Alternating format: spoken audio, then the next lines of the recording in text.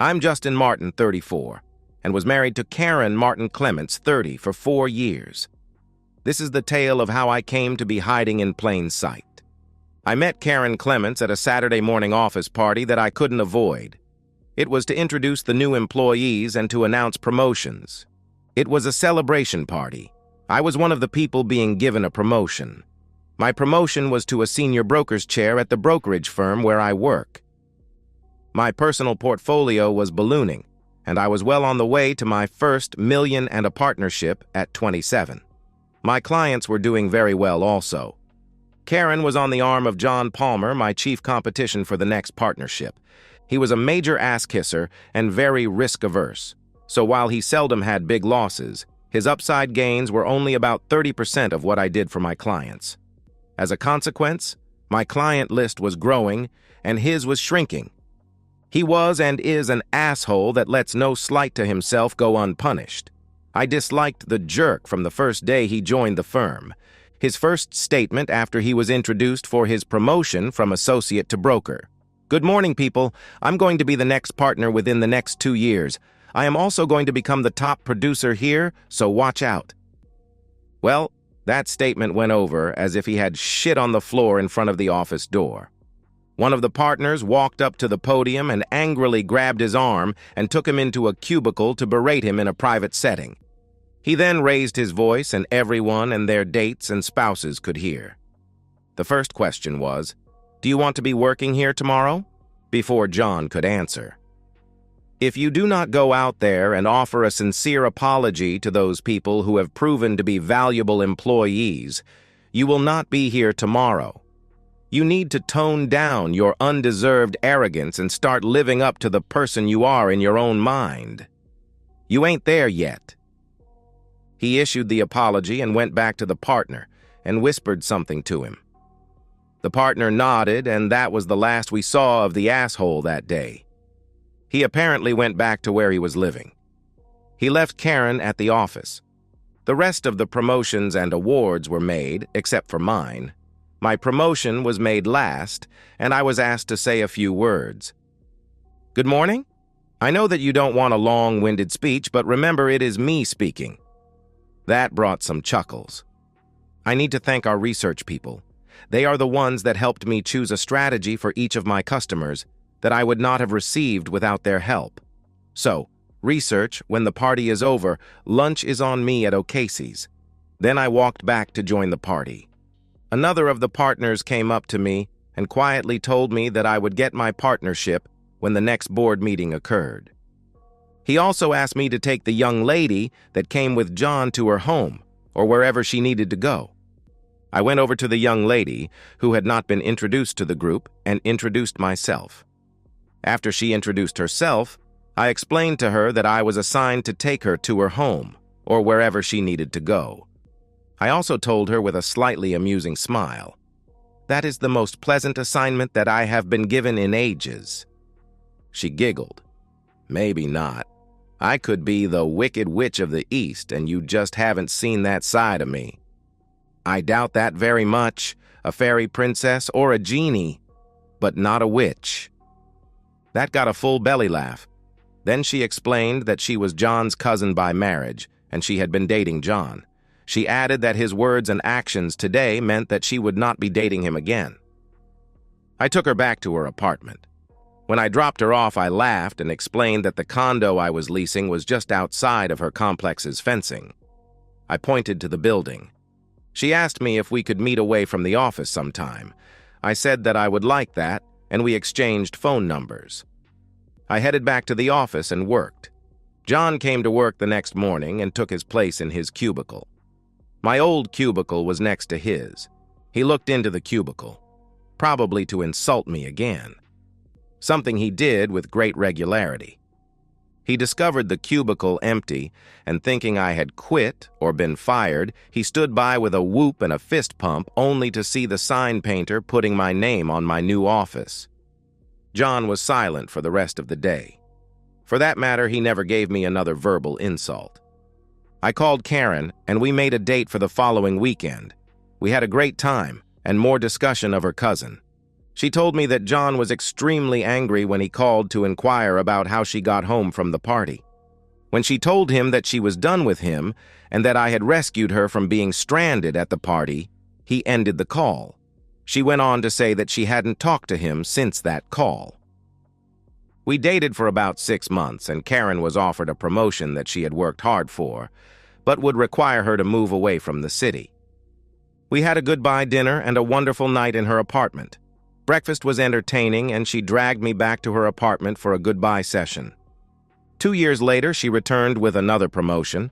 She called me as soon as she arrived in town. We got together to have coffee and catch up.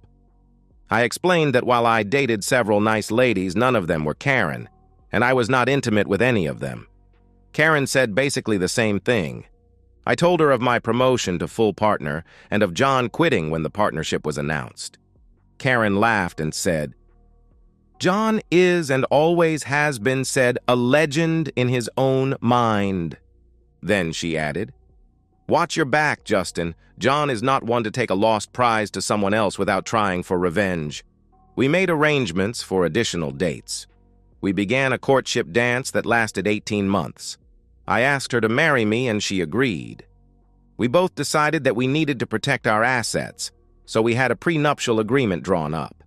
It protected each of our premarital assets and provided penalties for adultery and abuse. It also set conditions for custody of any children we might have. The wedding was great, and the reception was a fun and happy party. We honeymooned on a Caribbean cruise to the islands of Antigua, St. Kitts, and the U.S. Virgin Islands.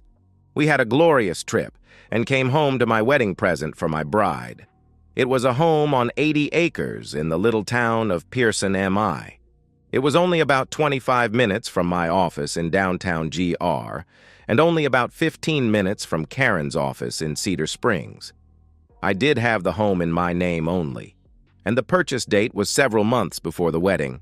I explained to Karen that the home was mine, and I had been setting it up for a family to live in as I expected to be a father when she was ready. She loved the place, especially when she saw the 6 horses that were in the corral. She chose a bay gelding as the horse she wanted. Maybe it would be more appropriate to say the bay chose her. He came right up to her when she went to lean on the top rail. I carried her over the threshold, and she took one look and started laughing. Every visible room was vacant except for catalog furniture pictures that were blown up to poster size. The kitchen had all new appliances, a card table, and 2 folding chairs. The bedroom, when we got to it, had a king-size mattress and box spring on the floor and 2 tall table lamps. I told her to buy what she wanted to furnish the house. Karen turned to me with a big smile and said, "Nice to see a well-furnished home. You nailed it. This place has all the essentials. I think I can supply us with some luxuries like bedroom, living room, and kitchen furniture, maybe even enough for the extra bedrooms and an in-home office." Then she grabbed my hand and dragged me toward the bed. Clothes flew in all directions, and a wonderful fun time was had by all. We had all of the normal ups and downs, the arguments, and the make-up sex. Things were great until about 18 months after we married. She started to become distant and unloving. We had a very big argument about nothing. She froze me out in our marriage bed. Then Karen came home from a doctor's visit with a big smile on her face and a big bounce in her step. She proudly announced that we were going to be parents. I asked her how far along the doctor said she was. She said 6 or 8 weeks. I didn't at that time think something was amiss. Afterward, I had a moment of clarity. Later that night, I asked Karen again how far along she was supposed to be. She again said the doctor said 6 to 8 weeks. I got up and grabbed my clothes for the next day and went into the guest room. Karen obviously forgot the big argument that we had just over 3 months before. She had refused me sex for over 8 weeks. I knew then that something was rotten in Denmark. I was extremely pissed, and Karen seemed oblivious, except she did ask why I wasn't sleeping next to her. I refused to answer until I had a plan in place. A week later, things got even worse. I woke up normally with a major piss hard. Then when I went to piss, it felt like my banana was on fire. I had enough STI stories to figure out that I had a dose of the clap. I went to the health department and got tested. It came back positive for gonorrhea and, as icing on the cake, chlamydia. I listed all of my recent sexual partners on one line. There was only one name on the list, Karen. I talked to the people at the clinic and asked that they delay for 5 days talking to my wife. That would make it the next Wednesday. It would actually be 8 days. When they understood that it was my wife, they agreed. I drove toward home in an awful mood. I stopped at the drugstore for the 3 prescriptions that the doctors at the clinic prescribed. I moved into the guest room again and moved my dresser into it. I took all of my hanging clothes into the guest room closet. Karen came home from work as I was just taking the last of my clothes into the guest room. "Why are you moving your stuff? I thought you were over your snit." I am over my snit, as you call it. I just got back from the doctors. I have an infectious disease, and I don't want to hurt your baby, so until I am not infectious, I will stay away from you, I replied. "Well, is there anything I need to worry about? And what did you mean when you said the baby is mine and not ours?" "You think about it for a while and you will figure it out in a few days. For now, just stay away from me until I get the all clear," I answered. I started my exit strategy that evening. I decided to leave, and I also decided to wait for the divorce for the kid to be born. I knew it wasn't mine, but I had no idea who was the father. Karen will know that. I know she is cheating, but I have a plan to disappear so she can't have me served. I learned a trick in grade school playing hide and seek in the gymnasium. We would sit on the floor in a circle in the middle of the basketball court.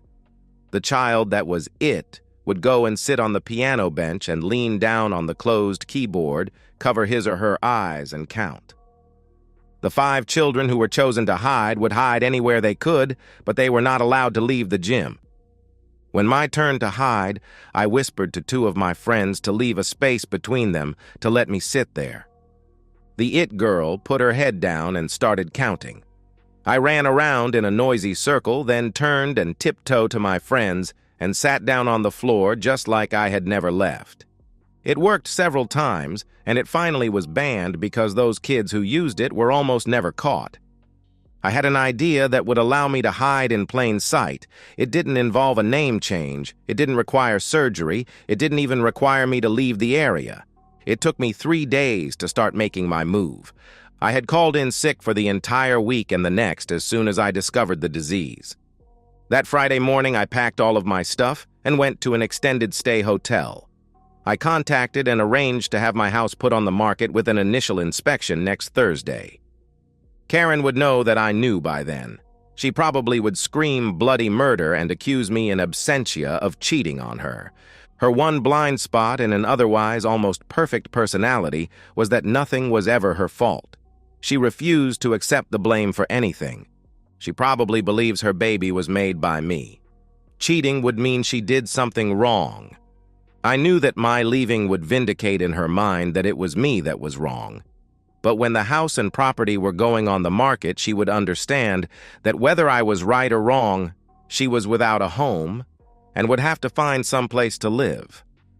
If her sugar daddy or boyfriend or lover or whatever he was to her bought the property, then she could stay. But if the lover was as I suspected John from our first meeting, he doesn't have the means to buy the place. I was going to hide in plain sight, but I would not be recognizable. I kept up on the properties for sale in the county, and in nearby Langston, an Amish family was moving to a bigger farm, and because no one in the Amish community wanted to buy the place, they put it on the open market. It did not have electricity or up-to-date plumbing, but I could have that put in.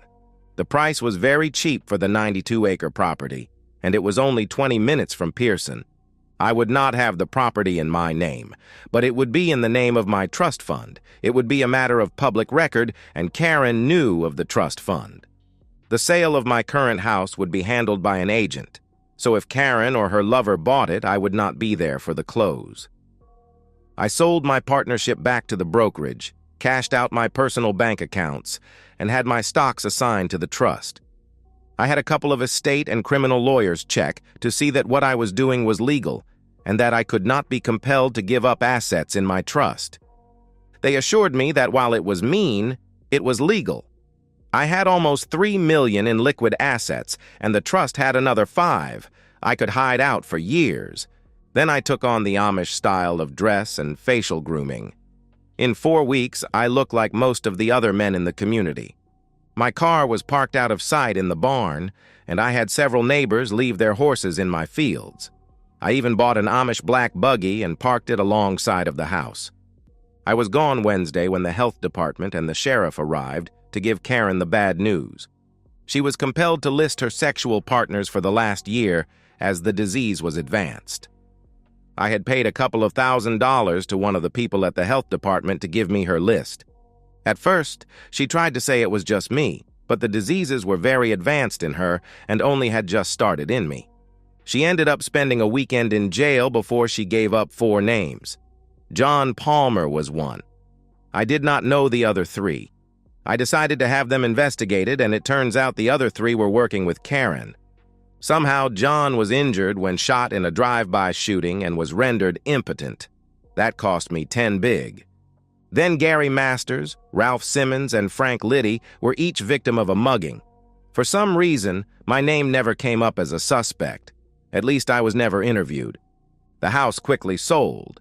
And surprise, my trust was the buyer. Karen had to leave as the new owners wanted immediate possession and paid her a small premium to buy the furniture that was in the house. She had enough to buy a house in the village or in Grand Rapids. I relished in the appearance of just another Amish farmer. I actually saw Karen drive past several times. I knew she was going to the prenatal clinic in Greenville. After the baby was born, I was going to contact my lawyer and have him serve Karen with divorce papers. After thinking it over, I went ahead and started the divorce. The house was rented to an adjunct professor at Ferris State College. He had a 2-year contract and didn't want to live near campus. I planned to move back when the divorce was final and after the professor's lease was up. Karen fought the divorce. I had my lawyer present the names of her lovers and a blood sample to prove I was not the father of her baby. Karen fainted, and her lawyer dropped the objections to the divorce. The judge looked at the prenup and awarded Karen $1. The divorce was final about 6 months ago. Karen had a miscarriage and lost the baby. I decided I liked the simple life I was living in Langston. I took over an adjacent farm when it went up for sale and had a newlywed Amish couple move in to work the 2 properties. I sold the Pearson property at a hefty profit to a logging company run by a couple of my Amish neighbors. They logged it for all of the hardwoods and white pine, and then subdivided it and sold it off at a profit. I even worked as a general laborer for them occasionally. I never have come face to face with Karen since the divorce, but I have kept track. She must have had an epiphany as she was living like a nun, and only leaving the small house she bought for work and to go to the store. She never has visitors that I have found out about. I am sad that she had cheated on me, but I was not lonely as the local Amish community had pushed me on their single, non-Amish friends. I have a couple of nice younger ladies that I entertain 1 or 2 weekends a month. They each know of the other as they are spinster sisters. I have invited them to move in with me. I am anxiously waiting for their answer. Life goes on. And that's the end of today's story. If you enjoyed it, please give this video a thumbs up and drop a comment below. Your support helps the algorithm push my content further. If you're new to the channel, don't forget to hit that subscribe button. It really helps me keep creating more stories for you. Thanks for watching, and I'll see you in the next one.